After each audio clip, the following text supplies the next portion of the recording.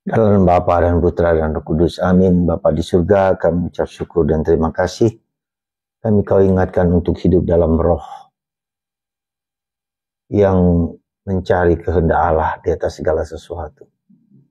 Bukan keinginan daging, bukan keinginan jahat, tapi mencari kerajaan Allah di surga, di bumi ini.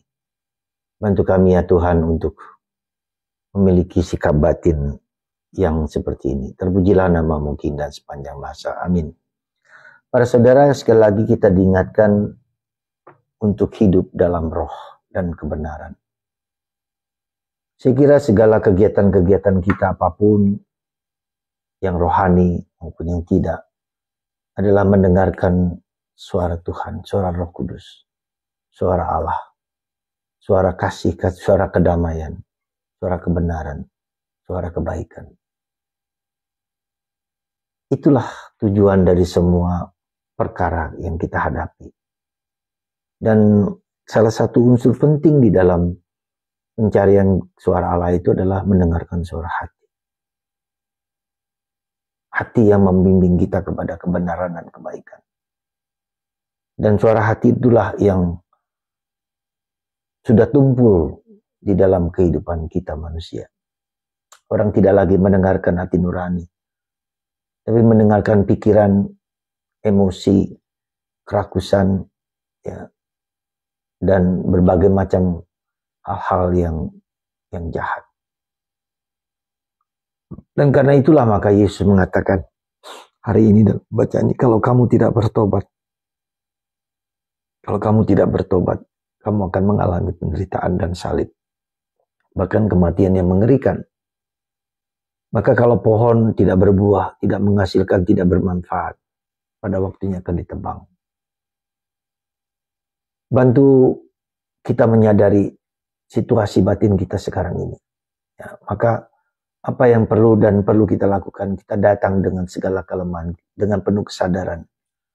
Sadar bahwa kita berdosa, sadar bahwa kita rapuh, sadar bahwa kita tak berdaya. Mulai dari apa yang selama ini mengganggu kita, mulai aja yang kecil-kecil. Misalnya suka marah, dari itu kita berjuang. Tuhan, bantu aku supaya aku mudah mengerti, mudah memahami, dan mudah menerima kelemahan dan keterbatasan orang lain. Dan gak perlu marah. Jadi mulailah dengan sesuatu yang kecil yang perlu kita tangani dengan sendiri, dengan pelan-pelan. Nah, jadi itulah kemudian ketika kita mulai menyadari self-awareness, maka kita belajar juga untuk menerima. Langkah kedua adalah self-acceptance, menerima diri sendiri, menerima kekurangan itu. Juga self-appreciation, menerima kekurangan sebagai sesuatu anugerah.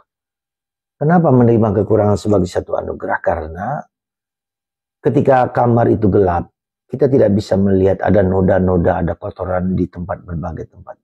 Tapi ketika ada lampu sinar kecil, lilin kecil, kita mulai melihat ada titik kelemahan di 1, 2, 3 tempat. Nah, disitulah kita pelan-pelan ya, melihat kekurangan itu, tapi juga melihat nyala terang itu menjadi besar. Lalu semakin banyak dosa yang kita lihat. Nah, disitulah kita mulai change, kita mulai berubah. Ya, setelah berubah, lalu kita mulai transformasi, self-transformation. Proses inilah, self-awareness, self-acceptance, self-appreciation, self-change, self-transformation. Itu bagian dari proses yang terus-menerus seperti spiral. Jadi mulailah dari apa yang ada. Mulailah dari realitas yang ada pada diri kita. Dan akhirnya kita mempersembahkan segalanya kepada Tuhan, dan Tuhan yang akan mengubah. Ketika self-transformation, ketika pertobatan terjadi, itu karena Tuhan menyayangi kita. Tuhan mengasihi kita. Semoga Tuhan memberkati kita semua, menguatkan kita, meneguhkan kita dalam kasih karunia yang melimpah. Dan semoga kita bertobat. Jangan sampai kita terlambat pertobatan kita dan ditebang kehidupan kita karena kita tidak mendengarkan dan tidak berubah dan tidak bertobat. Tuhan memberkati Anda semua, Bapa, Putra, dan Roh Kudus. Amin.